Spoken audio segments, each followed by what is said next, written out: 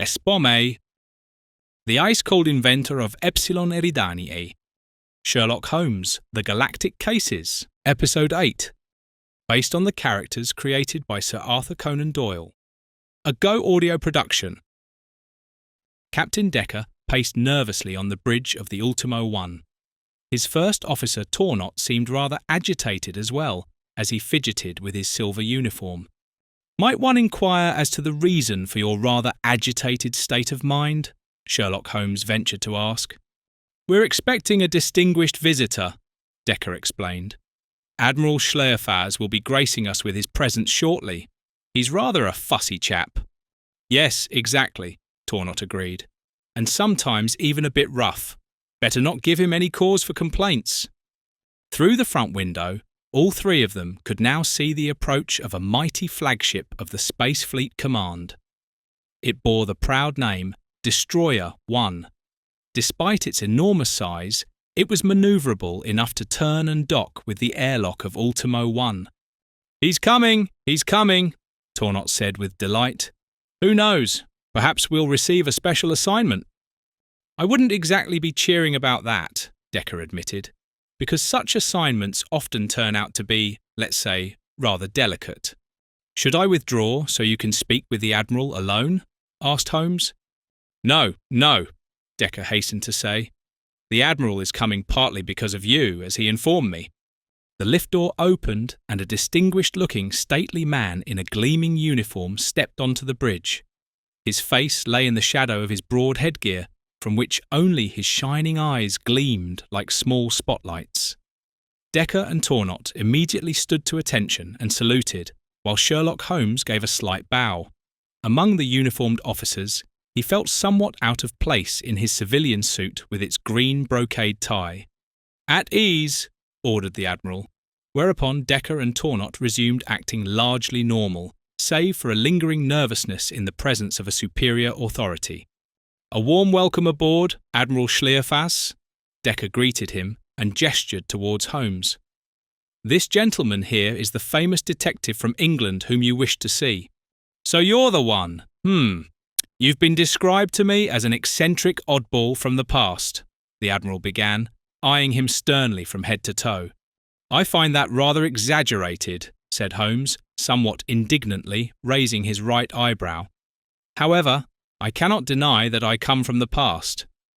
"Would you like to take a seat in my command chair, Admiral Schlierfaz?" inquired Decker in an almost subservient manner. The Admiral had already taken his seat and removed his headgear.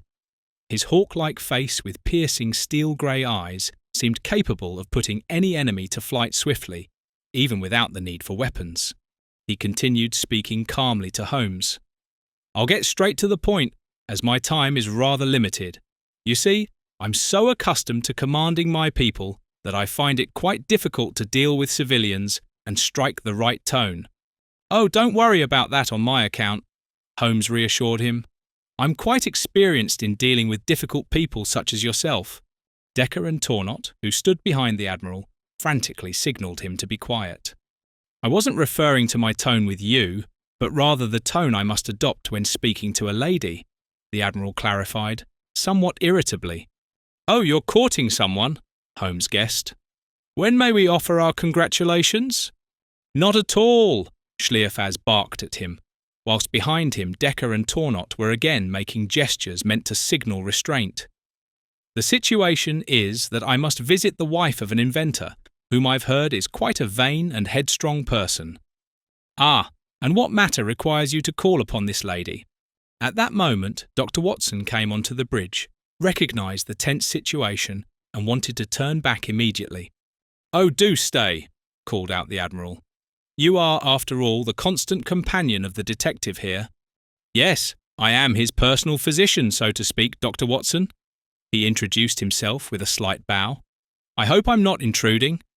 "No, I was just explaining to your friend my important mission, with which both he and you can assist me," the Admiral elaborated. "It concerns an inventor named Eldridge Emerald, who is married to the aforementioned headstrong woman."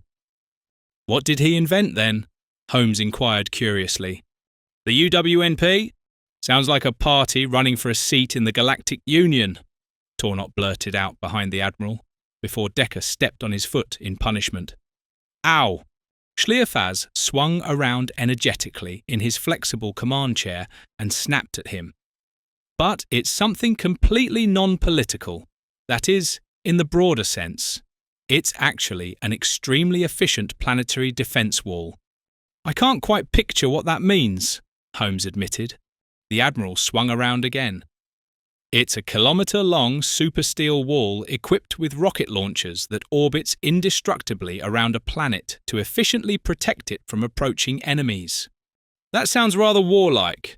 I'm afraid it is, Mr. Holmes, the Admiral hissed as he exhaled, particularly since the VWFP never made it past the testing phase. Like a perpetual motion machine, it orbits the planet and fires at anything that comes within range of its guns. Unfortunately, the brilliant inventor was no longer able to shut it down, which wouldn't be so terrible in itself. The stupid thing about the whole matter is that the VWFP no longer distinguishes between friend and foe and shoots at anything that comes anywhere near planet Epsilon Eridani E. So the inventor has been eliminated and his invention is out of control, Sherlock Holmes summarized. I'd call those exceedingly unfavourable initial conditions. Ha ha ha, laughed the Admiral. Put on ice is exactly the right expression. From what I've heard, he had himself cryogenically frozen, for whatever reason. I hope to find out why from his wife. And he surely needs medical assistance now, deduced Dr. Watson, secretly already pleased to be needed. Not quite. The cryotechnology is largely autonomous, Schlierfaz explained to him. The only crucial matter is that his wife gives her consent to wake him up again. Unfortunately, I cannot order her to do so, and that's where you come in, Mr. Holmes. I'm supposed to order her to do it? Holmes thought he must have misheard. Not quite so directly. As an Englishman, you're familiar with the subtle British way. The Admiral got straight to the point. You're meant to charm the lady and persuade her to give her consent to thaw out her ice-cooled husband. Understood? The last word had come out rather harshly, but Holmes merely nodded understandingly. Only Dr. Watson seemed somewhat bewildered by the tone of the honourable dignitary, and thought secretly, "This will be another delicate mission for us." The flagship Destroyer 1 detached itself from the Ultimo 1 and remained waiting at its position in space, whilst its commander, Admiral Schlierfaz, boarded Captain Decker's ship to set course for Epsilon Eridani E. The flight there was relatively uneventful, except for the fact that the Admiral behaved as if he were the current master of the ship, which cost Decker quite a bit of nerve, particularly in concealing that he would have rather blasted the Admiral to the nearest moon. Epsilon Eridani E in sight, Admiral Schlierfaz, Tornot announced, alerting them to the impending encounter with the planet's dangerous defence barrier. Finally! We must divert the wall on one side of the planet in order to be able to land on the other side, the Admiral instructed Decker with his customary commanding voice. Didn't you say the PDFP was efficient, Admiral? Holmes wondered slightly. If it can only protect one side at a time, I find that description rather inappropriate. It's only a trial run of a prototype that fortunately hasn't gone into mass production yet. To effectively defend the entire planet, which is only as large as Saturn's moon Titan, at least 8 PDWs would be needed. And the cost estimates are all ready with the approval office of the Galactic Defence Ministry. Schlierfaz lectured with elaborate gestures. At times, it looked as if he were trying to ward off a squadron of mosquitoes with his hands. Therefore, I hereby order you, Captain Decker, to divert the PDW with some of your missiles so that we can land safely in the meantime. There's no negotiating with the AI aboard that confounded wall. With respect, Admiral, Decker objected. Wouldn't it be more cost-effective to wait until the DWFP runs out of energy? After all, it requires a considerable amount for its own operation, not just for combat. Correct, but we consider the 190 years that would take to be rather too long, the Admiral explained dryly. The thing is extremely stubborn. Therefore, stay at a respectable distance and only send out the cheapest missiles for at least 36 minutes, which we need for the landing approach on the other side.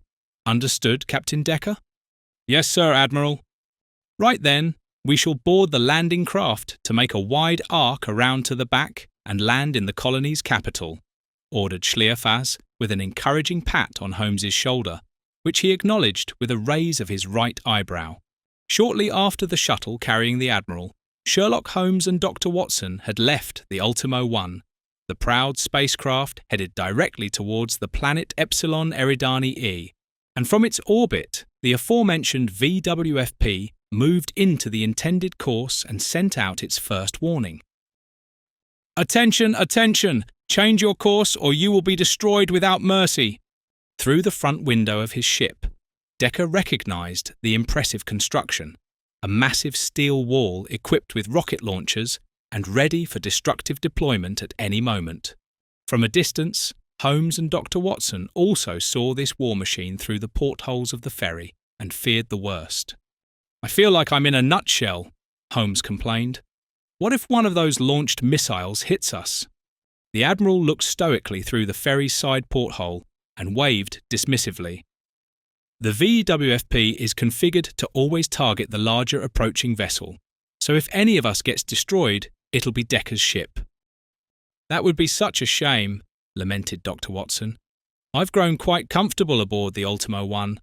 Meanwhile, the second warning was transmitted to the spacecraft in the danger zone. Warning!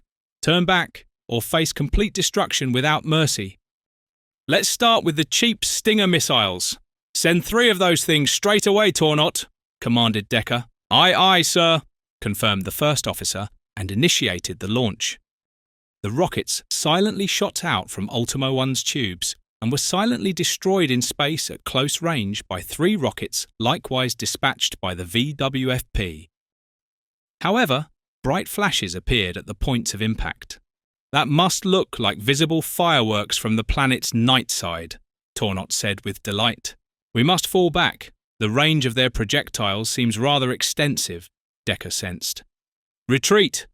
Tornot reacted, and the ship managed to retreat just in time, a few miles before the impact of several VWFP rockets which would have otherwise, if not destroyed, then at least severely damaged it, though they exploded just in front of the bow. Let's go for another round, commanded Decker. This time we'll launch the cruise missiles. They're not as expensive anyway. The 3 men in the landing craft could no longer follow the subsequent fireworks display, as they had already moved out of sight into the orbit of Epsilon Eridani E and were swinging in an arc towards its other side. The landing craft's entry into the atmosphere on the planet's day side revealed a completely alien architecture.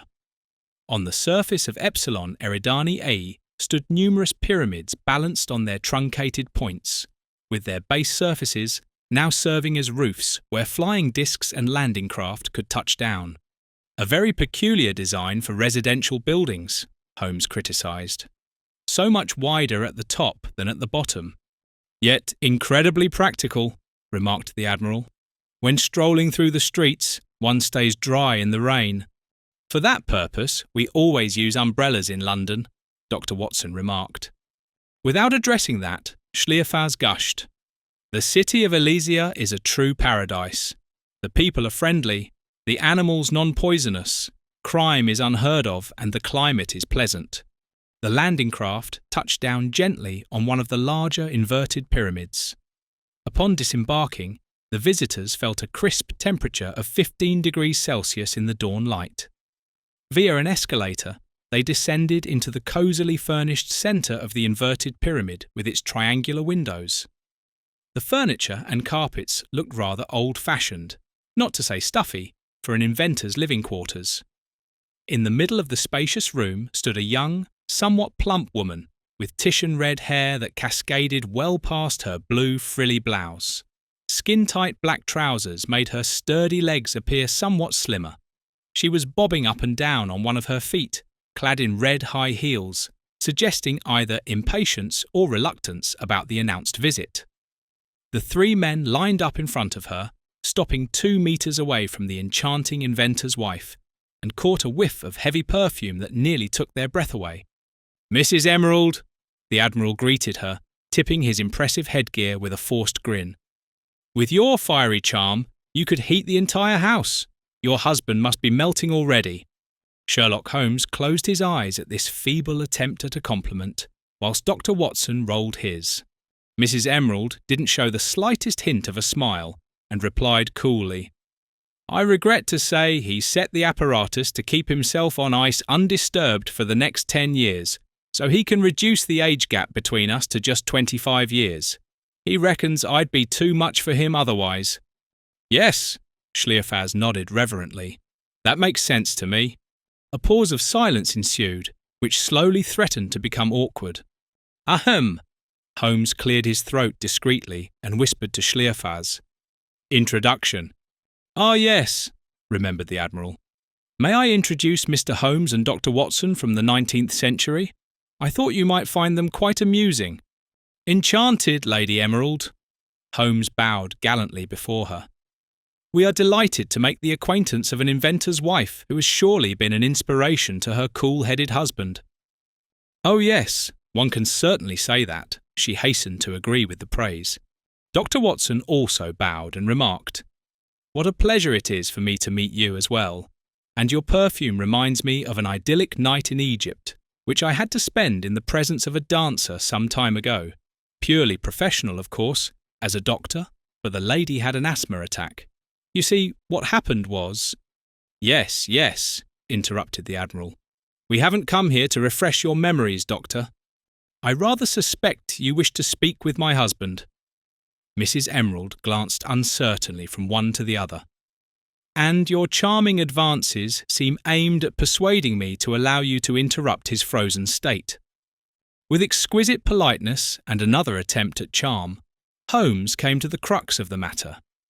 "You are not only beautiful, but highly intelligent, Lady Emerald. What a wonderful combination! And yes, you have seen right through us. We would need your kind permission, Lady Emerald, to wake him briefly so that he might make some minor adjustments to his magnificent invention." "I'm afraid it's not as simple as you imagine," she dispelled his wish. "Come with me so I can show you what I mean. We'll need to go down to the cellar, and there's no escalator to get there." "That doesn't bother us at all, Lady Emerald," Holmes assured her, "as we are all quite capable of walking." "Indeed, we don't need any of that technical frippery at all," nodded Dr. Watson, who followed the small group downstairs as the last one. In the cellar, laid with grass-green carpeting, there was nothing but a sarcophagus measuring 2 by 2 by 4 metres, which stood in the middle of the 45-square-metre room. The antique container was bathed in bright light from a column of illumination that extended from the ceiling down to its lid. Upon descending the cellar steps, one might have thought they were being dazzled by the sun on a sunny spring morning in a meadow. "This apparatus is also one of my husband's inventions," Mrs. Emerald gushed proudly. "The column of light both supports and cools the sarcophagus in an extremely energy-efficient manner, beneath which my husband lies enclosed in a block of ice upon a podium, waiting until the programmed time has elapsed." "Unbelievable!" escaped Dr. Watson. "If he's lying in a block of ice, then surely he must—" "Dead?" she continued. "Wrong, he's in cryo-sleep, after he stepped onto the podium and drank a self-developed serum. Afterwards, the sarcophagus, which was open at the bottom, lowered onto him, allowing a special cooling solution, which slowly dripped down through the column of light from above to gently freeze my brilliant Eldridge. And could one suspend the whole thing at short notice in case of emergency?" The Admiral allowed himself to ask the crucial question. "If it really is an emergency, then I can press this red button here on the display on the left wall by the stairway," she whispered, now almost reverently, "so that the sarcophagus rises and the ice cube slowly melts. It takes about an hour. Then life returns to Eldridge."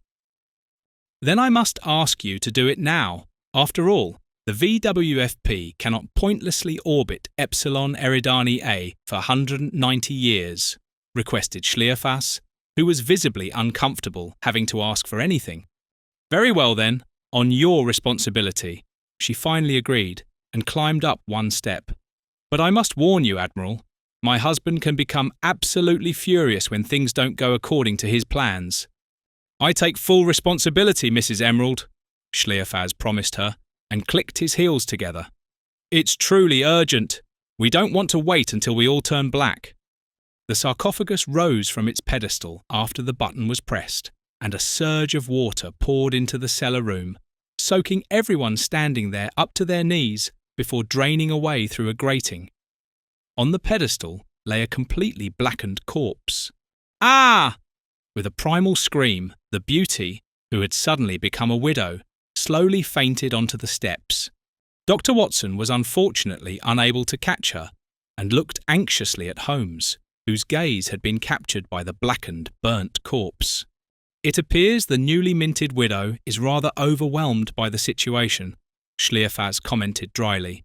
By the looks of it, it was rather her husband who got freshly baked, remarked Holmes, equally dryly. I would like to help her up, Dr. Watson reported to him while examining her head. But she's too heavy for me. I must be mindful of my lower back. The Admiral bellowed, House robot! A few seconds later, a 1.80-metre tall robot appeared on the cellar stairs, its copper cladding polished to a shine and gleaming in the light of the raised column. Who called for me?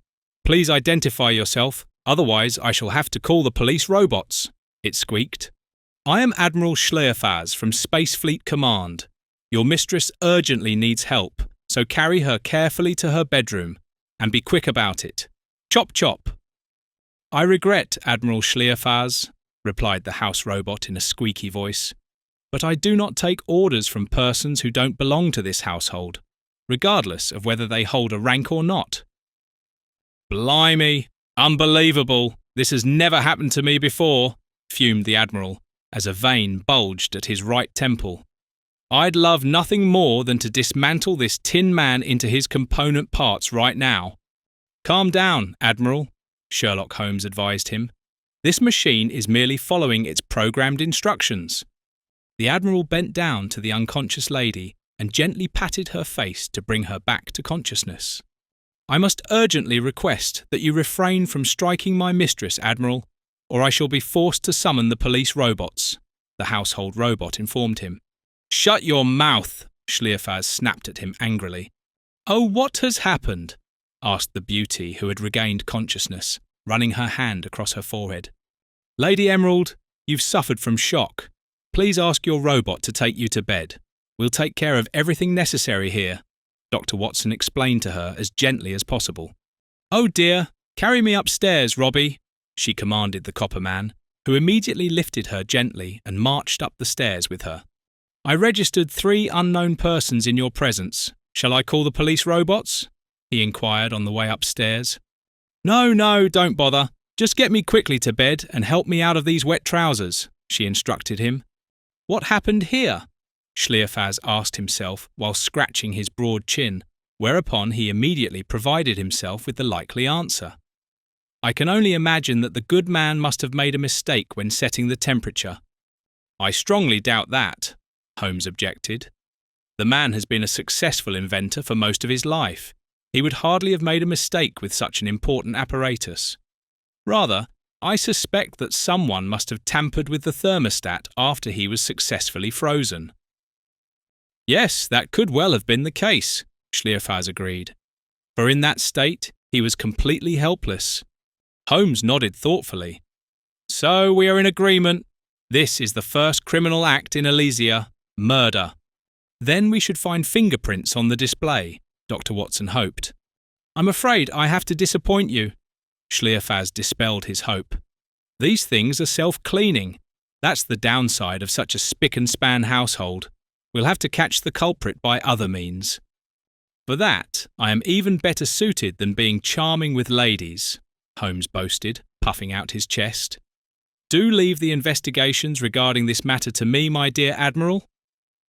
Schlierfaz looked at him doubtfully, but finally gave his approval. Very well then, if you manage to catch the culprit then, or the female perpetrator, Holmes interrupted. Don't forget that in most murders, one's own relatives and spouses are at the top of the list of suspects. I haven't forgotten that, the Admiral assured him. for I was once nearly the victim of an enamoured woman myself. It happened long ago, yet I remember it as if it were only yesterday. So if you manage to solve this case, I shall show my gratitude, Mr. Holmes, and I am a man of my word." "Do you have any idea who might have put Mr. Emerald in his current state, Admiral?" Holmes probed. "Good question, man. If I could answer that, you'd be obsolete, dear detective. I haven't the faintest idea who this inventor might have crossed paths with." Schlierfaz grumbled, tracing a circle beside his temple with his right index finger. "My brain is more focused on obliteration than resolution. In that case," Holmes raised his eyebrow once again before suggesting, "to answer this pertinent question, we should visit the grieving widow before the pain of losing her husband robs her of her memories as well as her senses." All three hurried upstairs and encountered the household robot again, who was holding his mistress's garments. Holmes wanted to use this opportunity to tap into its knowledge. "Robbie, who entered the house, apart from Mrs. Emerald, after Mr. Emerald fell into his cryo-sleep?" "Three very peculiar people," stated the robot. "Do you know their names?" The Admiral snapped at him impatiently. "Only one name, a certain Admiral Schlierfaz from Space Fleet Command." "What an impertinence!" exclaimed the Admiral as he clenched both hands into fists. "Do calm down, my good man." Holmes attempted to soothe what appeared to be an impending fit of rage. "This robot has already given us the answer. Apart from us, no strangers have entered the house since then. This could mean that the widow is now the prime suspect, or that someone might have been here before the master of the house entered cryo-sleep, or that someone was here without the robot's knowledge to set their crime in motion." "Yes," Schlierfaz pondered. "I can follow your logic that far. Robbie, where is the bedroom?" Wordlessly, the robot pointed towards a narrow corridor, at the end of which was a door without a handle. The male trio of visitors walked there in single file, and Sherlock Holmes took the liberty of knocking. "Lady Emerald, are you dressed yet? We must speak with you urgently." "No," her voice came through the closed door, "but I'm ready to receive you nonetheless. Door open." The door opened rapidly, revealing a bedroom decorated entirely in white. White carpet, white wallpaper, white lilies in a white vase on a white bedside table, white curtains, and a white four-poster bed in which the red-haired, deathly pale widow sat in a white nightgown, covered with a white mohair blanket upon which lay a white Angora cat. The scene had a certain hospital-like quality about it, only lacking the clinical smell of disinfectant. The flowers alone gave off a pleasant fragrance. "Do come in," she beckoned the guest closer with a weary gesture. The Admiral, the detective, and the doctor stood around her bed like mourners around an open coffin. "My deepest condolences, Mrs. Emerald," murmured the Admiral, putting on a concerned expression. "Nevertheless, we must now keep a stiff upper lip and tell us everything that could be important in solving this murder case." "Rather difficult to speak with clenched teeth," she remarked with mild sarcasm. Tears welled up in her eyes. "Do let your tears flow freely," encouraged Dr. Watson, who took heart and her hand while feeling her pulse. "Well, I do appreciate when people can control themselves," the Admiral interjected. "But women are just naturally prone to tears. One often doesn't even know why they're crying, either because someone has died or because they haven't got suitable mourning attire in their wardrobe." "I certainly don't have to justify my bodily functions and wardrobe to you, you pompous fool," she snapped at him, whereupon the Angora cat began to hiss and jumped down from the bed. "Oh, your pulse has risen quite rapidly now," Dr. Watson pointed out as he released her wrist. Now, my dear patient, do stay calm. We all want to find out who is responsible for your beloved husband's death," Holmes announced conciliatorily. "For this, we are particularly dependent on your information, Lady Emerald. The question is, was the motive political or purely personal? Does a name spontaneously come to mind?" After taking a deep breath, she whispered, "I don't want to cast suspicion on anyone, but there's a rival of my husband's, Professor Max Marbellus, who was always envious of his work, and then there's his ex-wife, who was always jealous of me. Even during our marriage she kept turning up uninvited. Very good, praised Schlierfaz, clenching his fist. Then let's put the squeeze on these two suspects together straight away. Dr. Watson, I need something to calm my nerves, she cooed with a bedroom gaze at him. In cases like these, I always prescribe valerian, Lady Emerald, the doctor informed her. Do you have any in the house? Robbie, she called out, and immediately the house robot came running, waiting for her command. Valerian! Oh, Dr. Watson, do call me Amenia, like my dear late husband did. You'll feel better soon, Lady Amenia, he promised. By then, we'll have found the villain. The trio of men left the Pyramid of Terror and stepped onto one of the moving walkways that ran through the streets, serving as a convenient mode of transport for pedestrians. You seem to have scored some points with the lady in the bedderboard, Doctor, the Admiral noticed. Some ladies simply feel drawn to medical men. In the widow's case, it must also be an affinity for helpful doctors who prescribe remedies, Holmes philosophized. Shouldn't we have asked Lady Amenia for the addresses of the suspects? Inquired Dr. Watson, unimpressed. The Admiral scrolled on his smart bracelet. Unnecessary.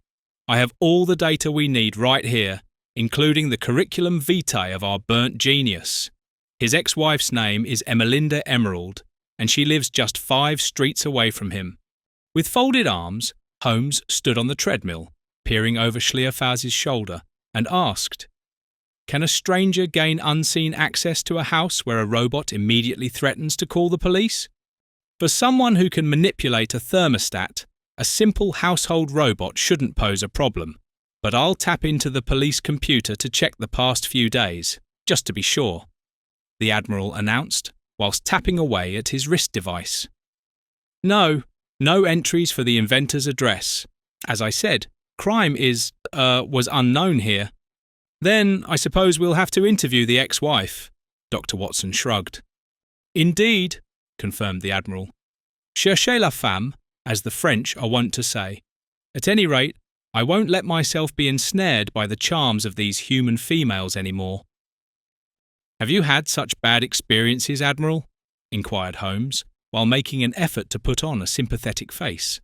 Indeed, Schlierfaz nodded vigorously, nearly causing his headgear to fall off.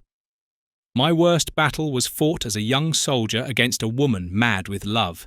She struck my right temple with a pickaxe, which is why I now have a metal plate fitted in my head. How dreadful, Dr. Watson blurted out. Do you still suffer any ill effects? No, rather an advantage. Several useful functions are implanted on this plate, such as control over breathing and heart rate. I can stay underwater for half an hour without gasping for air. In the greatest danger, I remain completely calm inside. Only occasionally does my artery at the temple swell slightly. And above all, I can forego sleep if necessary, which makes me enormously efficient for the military. You don't say, murmured Holmes. Only your aversion to the female sex has remained with you. Yes, but I consider that to be a massive advantage. Nevertheless, we must now deal with a female suspect, Dr. Watson reminded him.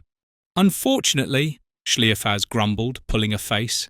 In Emelinda, Emerald's garishly decorated pyramid, the 2 gentlemen and the militarist stood on a pink shag rug before a small yet remarkably forceful lady of indeterminate age. She cut a fine figure in a bright yellow trouser suit, and her dark flowing hair gave her a youthful appearance. Admiral Schlierfaz introduced himself and his companions, and immediately proceeded with the crucial questions. I regret the reason for our intrusion here, Mrs. Emerald, but following the unusual death of your ex-husband, you are one of the main suspects, he said with his military directness. Do you stand to benefit from his death? When did you last visit him? Don't you find it rather odd that my ex-husband retreated into the ice for 10 years, away from his oh-so-beloved new wife? She countered with a question that momentarily silenced him. To be honest, I find it rather odd when someone lets marriage ruin their life, he thundered, after finding his voice again. I am a man like a wall with a metal plate in my head, containing numerous functions that ordinary people lack. If I didn't know better, I'd think you were trying to impress me, you uniformed cyborg, you, she bantered with him, giving him an open-hearted wink with an eye whose lashes seemed to flutter. I must object to such crude attempts at flirtation. We haven't come here to court you, he made clear. Before his temple vein could start throbbing again, Sherlock Holmes quickly spoke up. Lady Emerald, we merely ask you to answer our questions so that we may rule you out as a suspect. All right, what was the question? She showed herself cooperative. When your last visit with him was, Dr. Watson repeated patiently, glancing sideways at the Admiral, who appeared to have calmed down again. My last visit was certainly 2 weeks ago. The good old Eldridge was still standing before me very much alive, well fed by his new bride, and shouting at me not to bother him again. Given how nervous he was, I reckon there were already problems in his rather brief marriage. Well, Lady Emerald, Dr. Watson joked, marriage is generally a partnership for solving problems one wouldn't have had on one's own. Tee-hee-hee, she giggled, her bosom bouncing up and down. Holmes called him to order. We're not here to declaim golden words, but to solve a murder case, dear friend. Lady Emerald, were you familiar with your ex-husband's technical work? Hardly, she dismissed, suddenly deadly serious again. And no, General, I gain no advantage from my husband's death. After the divorce, he gave me a generous settlement. There are no children, so I receive no maintenance payments nor any inheritance. You can probably guess who inherits everything. Now then, I request that you leave me. Back on the moving walkway outside, the Admiral glanced at his bracelet and remarked, She certainly doesn't know her titles, can't tell the difference between a general and an admiral. Right then, the competitor named Marbellus lives not far from here. Oh, how I detest these civilians. Civilians are also just fighters for life, Dr. Watson mused. After all, civilization itself only served to combat nature, did it not? Yes, one could put it that way, Schlierfaz conceded, then puffed out his chest. But only we militarists truly master the art of combat. Speaking of fighting, don't hostile insects live here in Epsilon Eridani? Sherlock Holmes believed he could recall from a previous case. Shaking his head, Schlierfaz responded with a dismissive gesture. Not anymore. They were native to the neighbouring planet Epsilon Eridani D before they mysteriously disappeared after having eaten it completely bare. They presumably headed off towards the Andromeda Nebula, and the UPFP was actually meant to deal with their potential return, which has now gotten so out of hand. Then all we have left is the rival inventor, Dr. Watson realised. Perhaps he invented a remote control for our victim's display. Said the Admiral. I think that would be too simple. This Eldridge Emerald was a genius who certainly knew how to protect himself against such cyber attacks. And do you think this Professor Marbellus would be capable of shutting down the VWFP? Inquired Holmes. That might be possible, replied Schlierfaz. However, he would certainly demand a hefty payment from us for such a service. In Professor Marbellus's pyramidal home, whose doors readily opened upon arrival of the 3 men on their murderer hunt, things looked rather chaotic.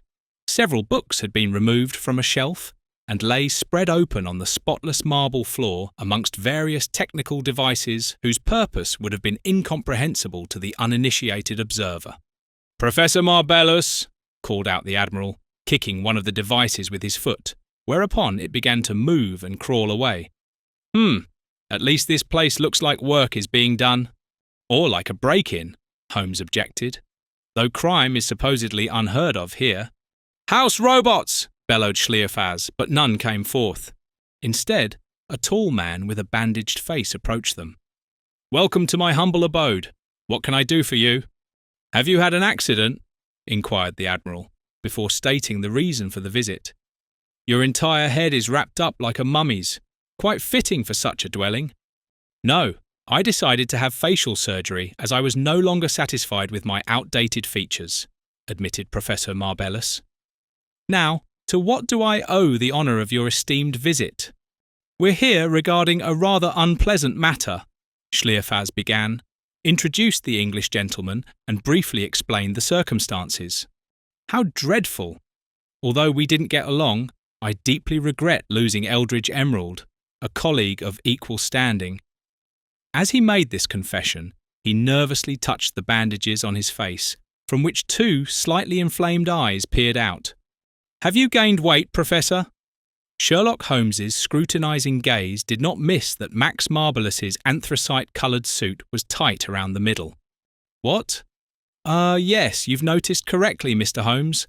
I'm currently working on healthy nutrition pills, and I'm afraid I've been nibbling on rather too many of them.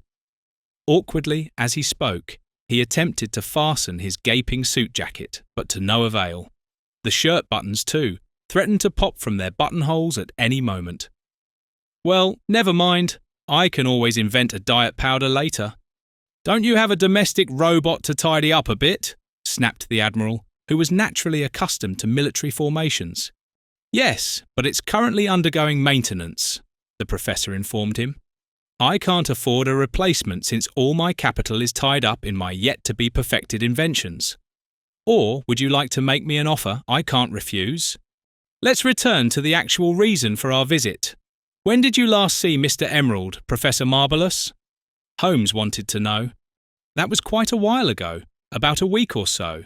He came to see me because we both wanted to discuss an upcoming collaboration. He explained that he wouldn't be able to do it because he wanted to spend the next 10 years in cryogenic suspension. An awkward shrug in the too-tight suit followed this statement. Completely incomprehensible to me. What sort of collaboration was that then? Dr. Watson asked curiously. It concerned a retractable dome over all of Elysia, in case the additional VWFPs needed for the defence of Epsilon Eridani A were rejected by the Ministry of Defence due to excessive costs. I had my reservations, you see. Money doesn't exactly grow on trees here either, nor is it hatched by marsupials, if I may put it so casually.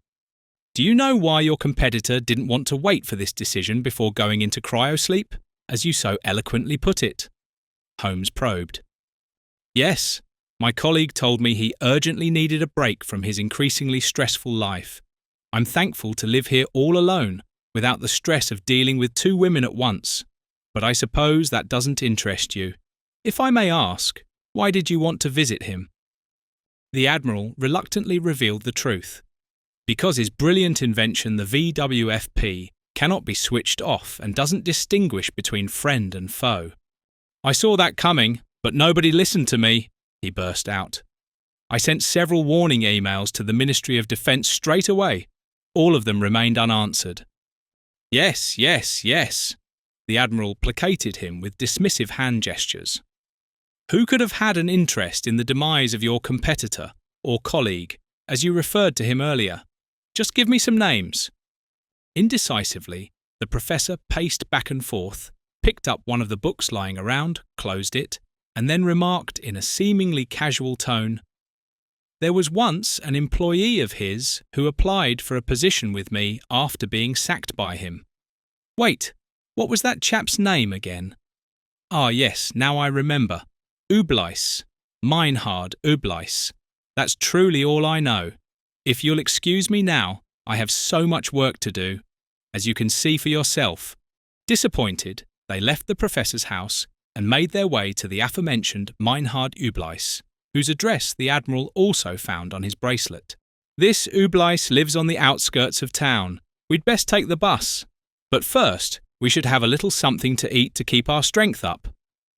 In cosy togetherness, they entered a bistro located in front of the station, which advertised with appetizing pictures and aromas of delicious dishes. After being politely served by a robot lady displaying a porcelain face, they dined on the speciality of Epsilon Eridani A, roasted wild squirrel, which tasted like a mixture of fish and chicken. They also thoroughly enjoyed the accompanying kale sauce.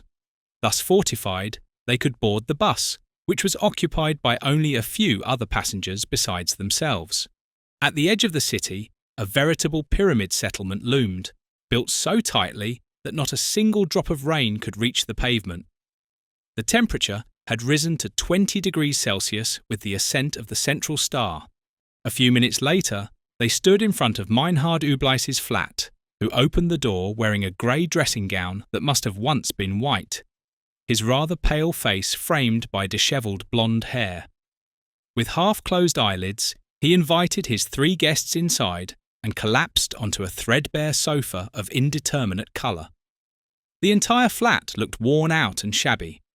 "Well, we've come to your, humble abode for the following reason," Schlierfaz began. Like it or not, this young man listened to the Admiral's sermon after learning of the death of his former employer, which he accepted with equanimity. It seemed to cost him tremendous energy to bring himself to speak. "Last month, I fell from grace with Mr. Emerald. Yes, that's right. Not because I sometimes arrived late to work, nor because his wife made eyes at me, but because I wasn't quick enough at filing his plans in the card index. The old man actually drew all his plans on paper." "The VWFP plan as well?" Schlierfaz interrupted him hopefully. "No, he kept that one locked away in his stubborn head. Pardon me for speaking so disrespectfully of the deceased, but he could be a right old grump at times. If he hadn't sacked me, I would have handed in my notice anyway," Ubleis claimed. "And then you applied to work for his competitor?" asked Holmes sternly, letting his eyes search over the sparse furnishings, though he could find nothing suspicious. "Yes, that's correct," confirmed the young man reluctantly. "Mr. Emerald specifically recommended them as my first port of call for my application, but he's also quite a stubborn fellow, exceptionally difficult to work with. That's the major drawback of a genius. You can never seem to please such people. Perhaps it's simply your fault that you couldn't get along with him," the Admiral reproached him, placing his hands on his hips haughtily. "Tsk," hissed the blonde man, visibly annoyed.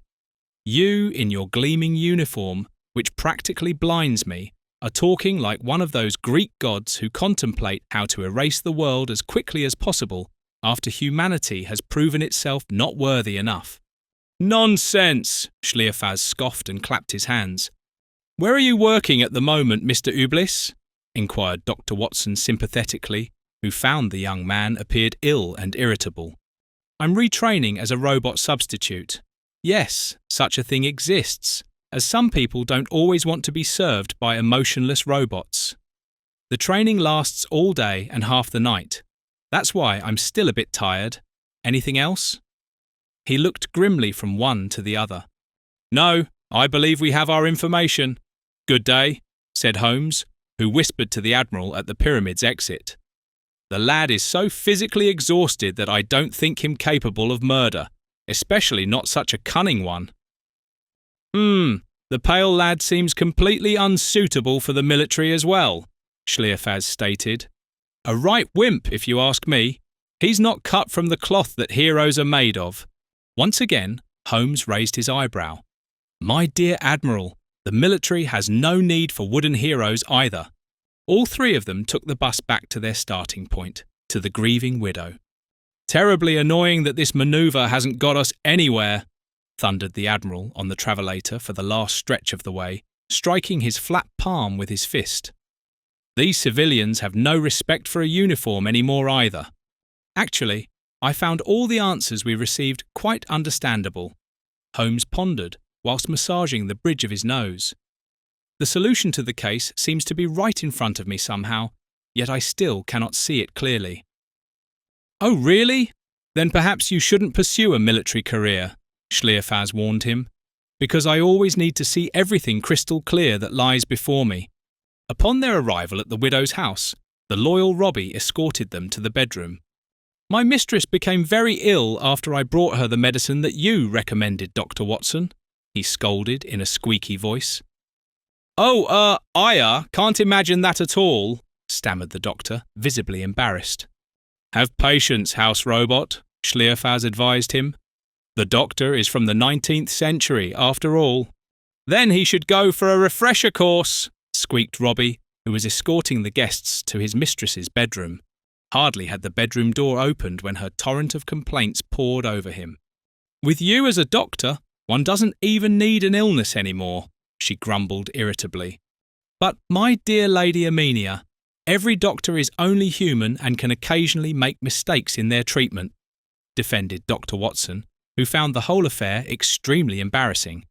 Yes, indeed, but not every patient survives such a medical error. The cemeteries are full of them. The widow became agitated, now sitting even paler than before in her white four-poster bed. Now you're exaggerating, the doctor retorted, offended. Besides, not everybody is built the same, and sometimes reacts adversely to attempts to heal it. But I've never heard of simple valerian causing such discomfort. May I take a look at the remaining valerian? Irritated, she handed him a small brown bottle from her bedside table, which he quickly unscrewed and sniffed, whilst the Admiral and Sherlock Holmes stood beside him in silent amazement. Good grief, this is medical alcohol, he recognised after a single sniff. Lady Amelia, I really can't be held responsible if you're keeping the wrong liquid in your bottles. Just a moment, exclaimed Holmes, raising his index finger. That could be the solution to the case, mislabelling. I don't quite follow, the Admiral shook his head. Do speak plainly, man. But Holmes tapped his temple and continued speaking to the widow. Lady Emerald, were you present when your husband froze himself? No, he did it all by himself, with only the help of his equipment. Why are you asking me that? Quite perplexed, colour began returning to her round face. We saw a burnt corpse, but we have not yet established whether it was actually the supposedly burnt inventor Eldridge Emerald or someone entirely different, Holmes deduced. Yes, of course, Dr. Watson suddenly realised. What if he only faked his death? I consider that unthinkable, the widow objected indignantly. Why would my husband do something so nonsensical?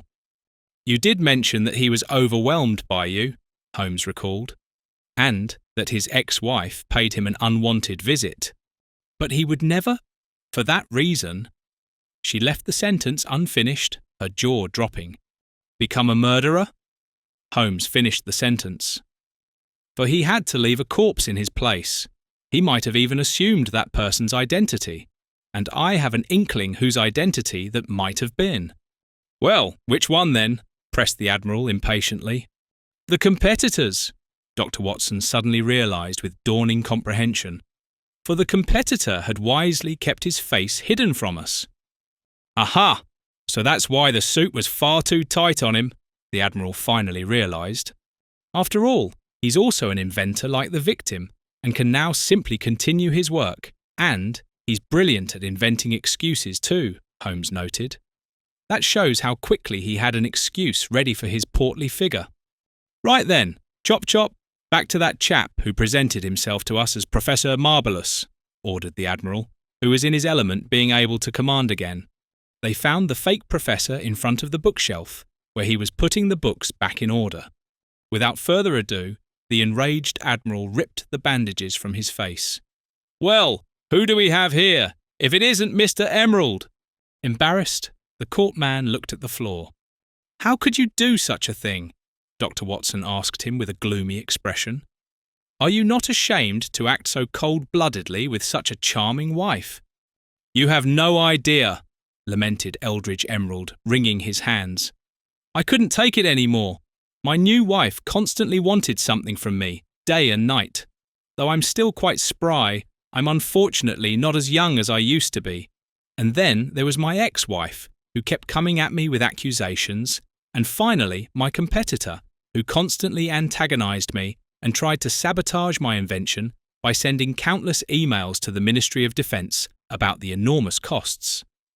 This bungler would have managed to completely undermine my brilliant invention, the totally indestructible planetary defence wall, and get his dim-witted dome over Elysia funded instead. That's when I came up with this brilliant scheme that would free me from all my troubles at once. I burned him with a laser pistol and wrapped his body in a grass-green carpet that I had a robot deliver to my house. Then I lined the cellar with the carpet, put the body on the platform and froze it. I could have started completely fresh, under a new name in the same profession. I was planning to reshape my face myself later, but unfortunately haven't got round to it yet. I'll tell you where you're going now, the Admiral informed him. first into the custody of the police robots, who will escort you to your house to shut down the DWFP, and then to prison. "Oh, isn't he going into the particle accelerator?" wondered Dr. Watson. "No. As an inventor, he's still useful to the system, even in prison," explained Schlierfaz. "I surrender." The criminal inventor raised his arms. "But only if you promise that I won't have to receive any visits from my wives." "Why on earth would you want that?" The Admiral found the request rather suspicious. "But it's crystal clear, my dear Admiral Schlierfaz." Holmes smiled benevolently. The visits from his wife and ex-wife would be an especially harsh intensification of his punishment. You are listening to Pomej, the ice-cold inventor of Epsilon Eridani, Sherlock Holmes, The Galactic Cases, Episode 8, based on the characters created by Sir Arthur Conan Doyle. A Go Audio production.